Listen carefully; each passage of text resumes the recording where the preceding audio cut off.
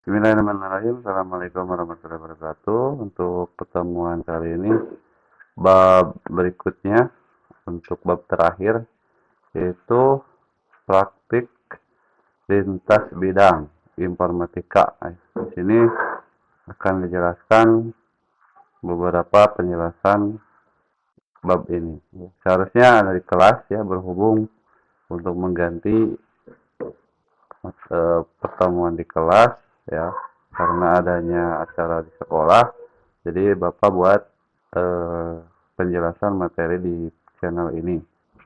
Untuk tugas kalian yang sedang menonton, cukup ya, silakan like, subscribe, komen ya. Di komen silakan ketik kelas, kemudian nama lengkap ya, bahwa sudah mengikuti video tersebut ya sampai akhir, ditonton ya, maka akan ada nilai tambah nantinya ya untuk direkap nilai akhir. Untuk gambar yang akan disampaikan sini ada dokumen dari Kemdikbud tahun 2021 bahwa praktika lintas bidang. Sini ada tujuan pembelajaran. Kalian mampu berkolaborasi, mengenali dan mendefinisikan persoalan yang penyelesaiannya dapat didukung dengan sistem komputasi. Mengembangkan abstraksi untuk memodelkan masalah, mengembangkan artefak komputasional ya, dengan membuat desain program sederhana dan mempresentasikan hasil artefak tersebut. Nah, kemudian di berikutnya ada peta konsep. Seperti biasa di pembelajaran ada peta konsep. Pertama, pelaksanaan di PLB ya, praktika lintas bidang pengembangan artefak komputasional ya. Di sini ada pelaksanaan proyek, di mana nanti ada tim penyusun, kemudian observasi lapangan, penyusunan rencana kerja ya, pengembangan aplikasi. Kemudian ada pengarahan guru dan observasi.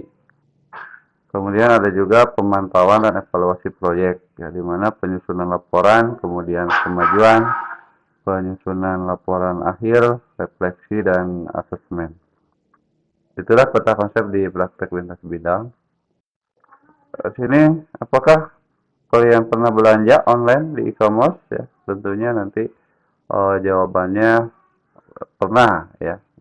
Kalau ada yang belum pernah, berarti akan mencoba untuk belanja. Bagaimana belanja online tersebut ya dengan aplikasi e-commerce. Kemudian ada kata kunci, sama ya, kata kunci yang ada di tiap bab atau yang digaris miringkan itu ada jadikan soal teori. Kemudian sini ada pengalaman ya, berbelanja online merupakan salah satu bentuk nyata dalam kehidupan seharian kita. Kemudian ada pengarahan guru, observasi. Ini sebuah proyek ya, sebetulnya kalau misalkan ada proyek, nah ini berupa pengetahuan saja, tidak dijadikan proyek berhubung waktu ya, sudah mulai mau ke ujian dan bahkan ada pembagian rapot di akhir untuk kenaikan kelas ini. Ini pengarahan guru, di sini ada dalam jangka proyek bagaimana akan bekerja dalam kelompok nantinya. Penjelasannya seperti sini ada misalnya karya besar patung Garuda ya, di sini Wisnu Kencana di Bali, atau di Candi Borobudur ya, artefak seperti itu, karya-karya yang mungkin jadikan pembangunan membutuhkan perhitungan matang ya. Ini pengarahannya, pengarahan guru bisa dilihat contoh-contohnya, bahwa di sini kalian dapat mencatat ya penjelasan guru, misalkan dari hari berapa, kemudian narasumber, catatan dan sebagainya. Observasi, yaitu di sini guru akan memberikan beberapa contoh kasus ya lingkungan kalian. Bisa observasi yang cerdas.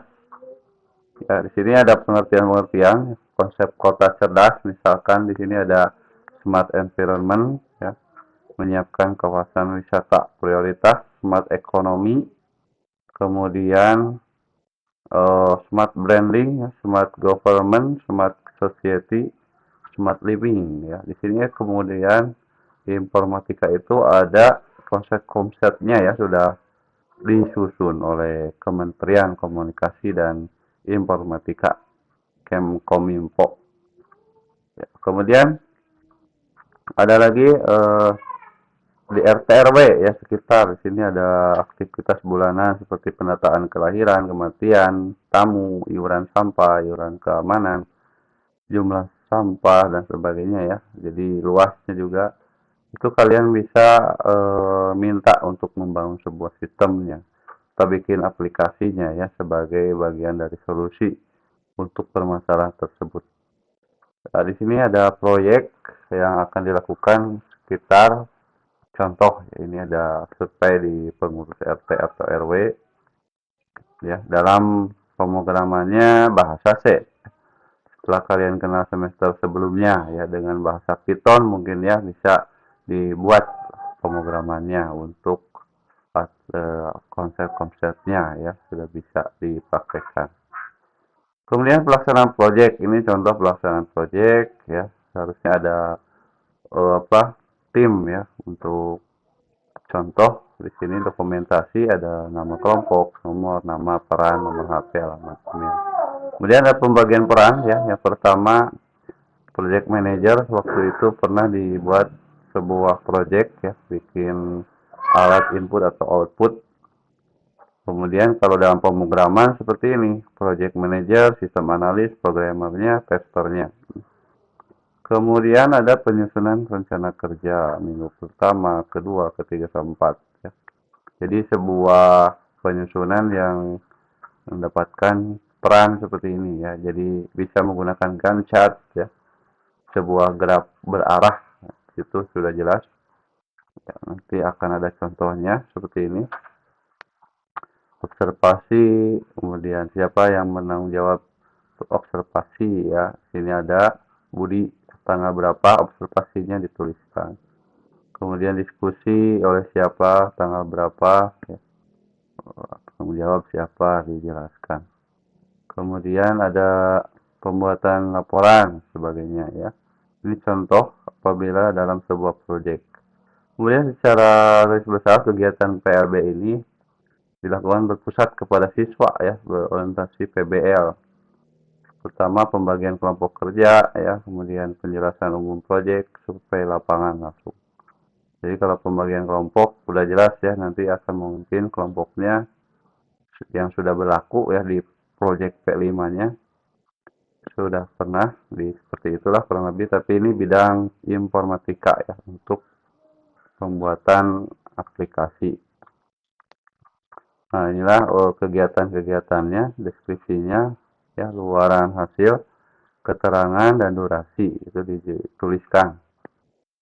Kemudian observasi lapangan ya, di sini ada kegiatan ya ketika langsung ke permasalahan ya, pendataan penduduk ya seperti di RT RW. Nah, di sini ada hasil observasinya di situ ya. Contoh-contohnya ya untuk perancangan pengembangan aplikasi, mengerjakan proyek kita butuh sarana dan prasarana ya. Ada 6. Bahkan lebih bisa ya, lebih dari 6. Yang jelas di sini yang pentingnya adalah ada komputer, ada laptop, koneksi internet, kertas APS, pulpen. Kemudian printer juga, karena kalau tidak ada printer tidak bisa mencetak juga ya nanti untuk tambahan untuk mencetak ya. Aplikasi pengolahannya kita gunakan Google Docs ya, supaya online. Seperti kemarin untuk PowerPoint, Word, dan Excel. Ini contoh dari membuat desain aplikasi dengan menggunakan Microsoft PowerPoint. Monitoring dan evaluasi proyek, contohnya seperti itu ya. Di halaman 241. Kemudian penyusunan laporan kemajuan, ini ada 5 yang harus dilakukan, berisi tentang apa saja ya, bisa dipahami. Kemudian penyusunan laporan akhir ada 6 ya. Kemudian itu saja ya. refleksi, dan terakhir siswa dalam mempelajari selama kurang lebih 6 bulan informatika ya. Jadi ada tentang proyekku, aspeknya apa aja.